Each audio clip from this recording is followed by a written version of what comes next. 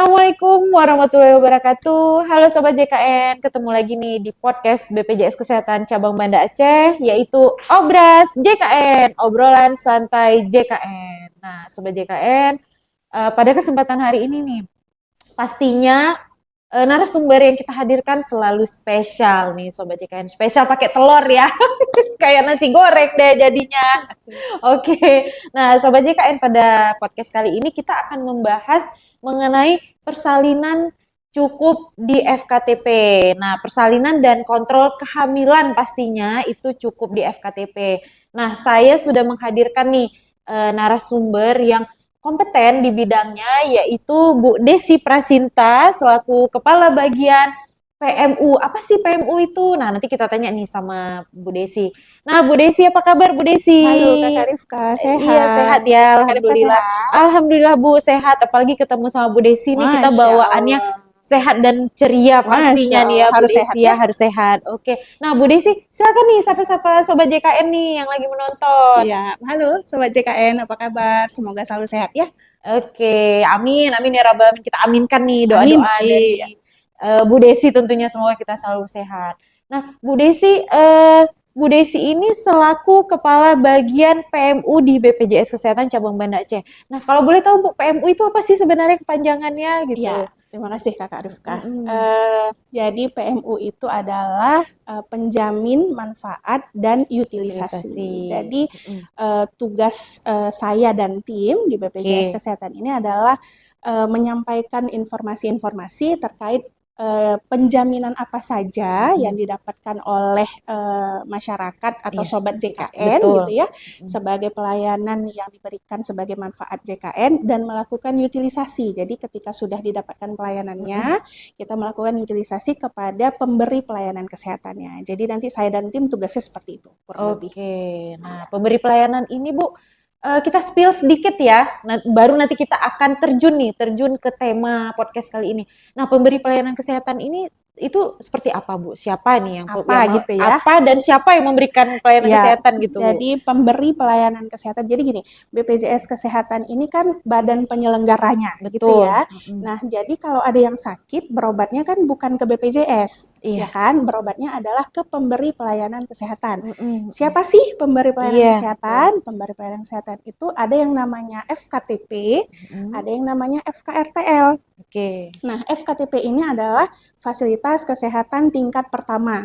Nah, Iya. kalau sobat JKN mungkin familiarnya dengan Mm-mm. puskesmas, Mm-mm. klinik, Betul. nah, itu namanya FKTP. FKTP, iya. Ya, terus yang kedua namanya FKRTL, Mm-mm. fasilitas kesehatan rujukan tingkat lanjutan. Oke. Nah, kalau familiarnya di sobat JKN Mm-mm. itu namanya rumah sakit atau klinik utama.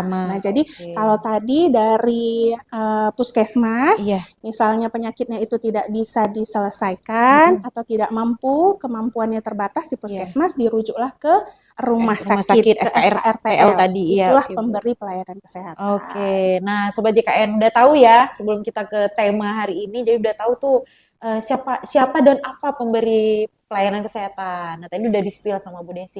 Nah Bu Desi, pada podcast kali ini kita akan membahas tuh apa betul nih di FKTP atau puskesmas klinik tadi bisa melakukan persalinan dan tentunya sebelum persalinan kontrol kehamilan. Apa benar nih Bu Desi? Betul sekali Kakak Rifka. Jadi kehamilan itu kalau hari ini tuh mungkin Sobat JKN taunya itu kalau mau bersalin atau Iya. mau melahirkan itu taunya di rumah sakit. Iya, Nah, betul tuh, Bu Desi. padahal dari zamannya JKN ini ada, Iya. persalinan itu boleh Kakak Rifka di FKTP. FKTP, oke. Di puskesmas boleh, Iya, di klinik Pratama Pratama. juga boleh. Iya. Atau di bidan, Iya. di mana bidan tersebut bekerja sama dengan puskesmas atau klinik utamanya. Nah, jadi kan kalau bidan Iya. kan dia lebih dekat nih dengan masyarakat. Betul. Benar. Jadi kalau mau bersalin Betul. atau memeriksakan kehamilan dengan bidan, yang bidan tersebut adalah kerjasama dengan puskesmas dan klinik Pratama tadi, itu boleh menggunakan BPJS Kesehatan. Oh iya, oke. Begitu. Berarti udah lama sebenarnya Sudah nih lama Sobat sebenarnya JKN. Kakak Rifka. Betul, semenjak program JKN ini lahir, itu pada tahun 2014, pelayanan mengenai kontrol kehamilan dan persalinan itu sudah dari Betul, dulu dilakukan di FKTP. betul. Nah, mungkin Bu Desi ada hal yang baru nih yang Sobat Ah, JKN belum tahu. Mungkin ada pelayanan yang baru gitu mungkin bisa tambahan disampaikan. pelayanan Tambahan ya. pelayanan Ya. mungkin Sobat JKN Jadi bisa Sobat tahu. JKN, sejak adanya Permenkes 3 tahun 2023, Permenkes itu peraturan Peraturan Menteri Menteri Kesehatan. Kesehatan. Oke, iya Bu. Peraturan Menteri Kesehatan Kesehatan. nomor 3 tahun 2023. Iya. Nah, di sana disebutkan bahwa salah satu tambahan manfaat yang berbeda dari sebelum-sebelumnya adalah bahwa sekarang USG kehamilan Kakak Iya. Rifka itu bisa dilakukan di FKTP. FKTP tadi. Di FKTP Oke. tadi ya. Jadi kalau dulu itu Iya. kan kalau orang hamil mau periksa USG kan itu dirujuk ke rumah sakit betul, gitu ya. betul. Terus nanti sampai rumah sakit karena semua orang datang ke rumah sakit antriannya jadi Iya. panjang, jadi lama. Sekarang untuk USG pun itu tidak perlu harus ke rumah sakit. Jadi sudah bisa di puskesmas atau klinik pertamanya yang sudah ada pelayanan USG. Jadi untuk pun memeriksakan pelayanan USG kehamilan tidak perlu harus dirujuk sampai rumah sakit, cukup di FKTP saja. Jadi itu pembeda dengan layanan-layanan dari awal JKN. Jadi sejak 2023 USG itu sudah bisa. Iya, USG kehamilan ya. Oke, berarti udah ada penambahan pelayanan ya Bu Desi. Jadi tentunya memberikan banyak manfaat nih Sobat JKN, semakin mudah. Jadi pelayanan USG itu bisa dilakukan di FKTP. Tentunya dilakukan oleh dokter ya, dokter di FKTP untuk melakukan USG. Nah, itu Sobat JKN. Jadi ada yang baru nih, yaitu USG. Nah, makin mudah ya, nggak perlu repot-repot lagi nih Sobat JKN untuk USG yang lagi hamil nih melakukan USG di rumah sakit. Jadi semakin dekat nih gitu ya. Oke, selanjutnya nih Bu Desi, apa saja sih Bu pelayanan kesehatan yang didapati khususnya dalam pemeriksaan kehamilan ataupun persalinan itu, apa saja sih pelayanan kesehatannya yang bisa Sobat JKN akses gitu di FKTP? Jadi Kakak Rifka, pelayanan untuk ibu hamil di BPJS Kesehatan itu jadi kita bagi 3 fase Kakak Rifka. Kita bagi 3 fase. Fase pertama adalah fase pada saat ibu hamilnya. Jadi masa kehamilannya itu sudah kita jamin. Jadi masa kehamilan itu kita sebutnya ANC. ANC ya, pada saat hamil. Namanya ANC. Apa itu ANC? Antenatal care. Antenatal care. Jadi selama ibu hamil itu kita sudah dapat dibiayai oleh BPJS Kesehatan, masuk ke dalam program manfaat JKN yang didapatkan oleh Sobat JKN. Yang kedua, pada saat ibunya melahirkan, itu juga dapat ditanggung oleh BPJS Kesehatan pada saat ibu melahirkannya. Apakah setelah ibu melahirkan, masa setelah melahirkannya juga dijamin? Itu juga dijamin.